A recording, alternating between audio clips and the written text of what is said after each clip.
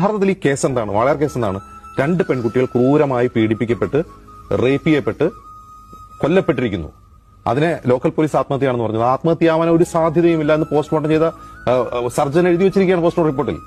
ആ കുട്ടിയുടെ ഉയരം 129 സെന്റിമീറ്റർ, 200 സെന്റിമീറ്ററിലധികം ഉയരമുള്ള ഒരു ഉത്തരത്തിൽ ആ കുട്ടി എങ്ങനെ കൈ ഉയർത്തി നിന്നാൽ പോലും എത്താത്തൊരു ഇതിൽ എങ്ങനെ കുടുക്കിട്ട് മരിക്കാനാണ് എന്ന് പോസ്റ്റ്മോർട്ടം റിപ്പോർട്ടിൽ എഴുതി വെച്ചിരിക്കുകയാണ്. എന്നിട്ട് CBI അന്വേഷിച്ചിട്ട് പറയുന്നത് ആത്മഹത്യയാണ്. അപ്പോൾ ഈ ആത്മഹത്യയ്ക്ക് അപ്പുറം ഇത് കൊലപാതകമാണോ? ആ കൊലപാതകം ചെയ്തത് ആരാണെന്ന് കണ്ടെത്താൻ കേരളത്തിലെ പോലീസിനോ പ്രത്യേക അന്വേഷണ സംഘത്തിനോ CBIക്കോ സാധിച്ചിട്ടില്ല എന്നുള്ളത് നീതിന്യായ വ്യവസ്ഥയുടെ പരാജയമാണ്. അപ്പൊ ആ പരാജയം മറച്ചുവെക്കാനുള്ള അവരുടെ ഏറ്റവും നല്ല വഴി എന്താണ്? കവിയൂർ കേസ് ചെയ്തതുപോലെ എന്തിനും ചെയ്യുക. കവിയൂർ കേസിൽ ഒന്നും കണ്ടെത്താൻ കഴിഞ്ഞില്ല. അപ്പൊ എന്താണ് ചെയ്യുന്നത്? അത് അച്ഛനാണ് പീഡിപ്പിച്ചതെന്നുള്ളൊരു നറേറ്റീവ് ഉണ്ടായി കൊടുക്കുക. ഇതിനപ്പുറം CBI ഇതിലൊന്നും ചെയ്തിട്ടില്ല. രണ്ടാമത്തെ ആരോപണം, പ്രതികളിൽ ഒരാളുമായി ഈ മാതാവ് കുട്ടികളുടെ മുമ്പിൽ ലൈംഗിക ബന്ധം ഏർപ്പെട്ടു എന്നുള്ളതാണ്. ആരോപണം ഉണ്ടാവാനുള്ള കാരണം ഈ സംഭവം ഞാൻ മുമ്പ് പറഞ്ഞു, കുട്ടികൾ മരിക്കുന്നതിന് മുമ്പ് ഈ സ്ത്രീയും ഈ പീഡകരുമായിട്ടുണ്ടായിട്ടുള്ള ഒരു സംഘർഷമുണ്ട്, അയൽവാസികളുടെ സംഘർഷം. ഈ സംഘർഷം ഉണ്ടായതിനു ശേഷമാണ് ഈ ഒരു പ്രചാരണം അവിടെ നടക്കുന്നത്. കാരണം ഇവരെ പറ്റി ഇങ്ങനെ പറയാൻ വളരെ എളുപ്പമാണ്. കാരണം സോഷ്യലി ബാക്ക്വേർഡ് ആയിട്ടുള്ള ഒരു കമ്മ്യൂണിറ്റിയാണ്, ദളിത് കമ്മ്യൂണിറ്റിയാണ്, കൂലിപ്പണി എടുത്ത് ജീവിക്കുന്നവരാണ്.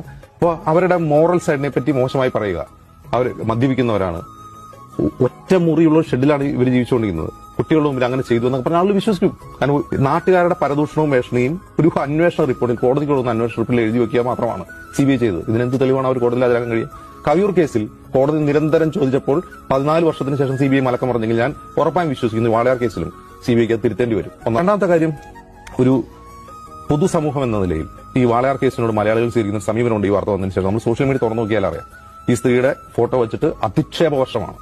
അതും ഒരു പ്രത്യേക രാഷ്ട്രീയ പാർട്ടിയുടെ പ്രവർത്തകരായ ആളുകളാണ് ഈ അധിക്ഷേപവർഷം നടന്നത്. അതിനെന്താണ് കാരണം? അതിന്റെ കാരണം മുഖ്യമന്ത്രിക്കെതിരെ ഇവർ മത്സരിച്ചു എന്നുള്ളതാണ്. അത് മാത്രമാണ് കാരണം. ഇപ്പൊ ഒന്ന് നോക്കുക, ഈ കേസ് കൃത്യമായി അന്വേഷിക്കപ്പെടുന്നില്ല എന്ന് പറഞ്ഞുകൊണ്ട് സാമൂഹ്യ പ്രവർത്തകർ ഉൾപ്പെടെ ഈ അമ്മയെ മുന്നിൽ നിർത്തിക്കൊണ്ട് സമരം നടത്തിയത് ശരിയാണ്. ആ സമരത്തെ തുടർന്നാണ് ഈ കേസ് CBIക്ക് വിടാൻ സർക്കാർ തയ്യാറത് കോടതിയുടെ ഇടപെട്ടിട്ടാണ് ഈ കേസ് അനുഭാവപൂർവ്വം പരിഗണിക്കാൻ തയ്യാറാവുന്നത്. നമ്മൾ ഓർക്കുന്നുണ്ട്, ഒരുപാട് വിഷ്വലുകൾ നമ്മുടെ മനസ്സിലുണ്ടാവണം. മുഖ്യമന്ത്രിയുടെ കാൽ തൊട്ട് വന്ദിക്കുന്ന ഈ വാളയാർ കേസിലെ ഇരകളുടെ ചിത്രം ഓർമ്മയുണ്ടാവും, ഇതൊന്ന് അന്വേഷിപ്പിക്കണമെന്ന് പറഞ്ഞുകൊണ്ട്.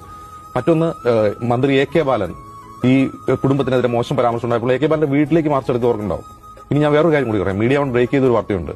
ഈ കുട്ടികളെ കേസിൽ, പീഡിപ്പിച്ച കേസിൽ പ്രതികൾക്ക് വേണ്ടി കോടതിയിൽ ഹാജരായത് CPM-കാരനായ ചൈൽഡ് വെൽഫെയർ കമ്മിറ്റി ചെയർമാനാണ് എന്നുള്ള വാർത്തയും നമുക്ക് ഓർമ്മയുണ്ടാവും. ആ വാർത്ത നമ്മളാണ് ബ്രേക്ക് ചെയ്തത്. അപ്പോൾ ഇത്തരം ഒരുപാട് ഈ പ്രതികളെ ചോദ്യം ചെയ്യാൻ സ്റ്റേഷനിലേക്ക് വിളിപ്പിച്ചപ്പോൾ പാർട്ടി ഇടപെട്ട് അവരിറക്കിക്കൊണ്ടെന്ന് ഓർമ്മയുണ്ട്. ഇതിലെ പ്രതികളിൽ ഒരാൾക്ക് പാർട്ടിയുമായിട്ട് നല്ല അടുത്ത ബന്ധമുണ്ടെന്നുള്ള വാർത്തകളും പുറത്തു വന്നതാണ്. അപ്പൊ ഇവിടെ ഒരു തരത്തിലുള്ള നീതിയും നടപ്പായിട്ടില്ല എന്നിരിക്കെ, ഒരു തരത്തിലും ആ അന്വേഷണത്തിൽ ഒരു സത്യം പുറത്തുകൊണ്ടുവരാൻ അന്വേഷണ കഴിഞ്ഞില്ല എന്നിരിക്കെ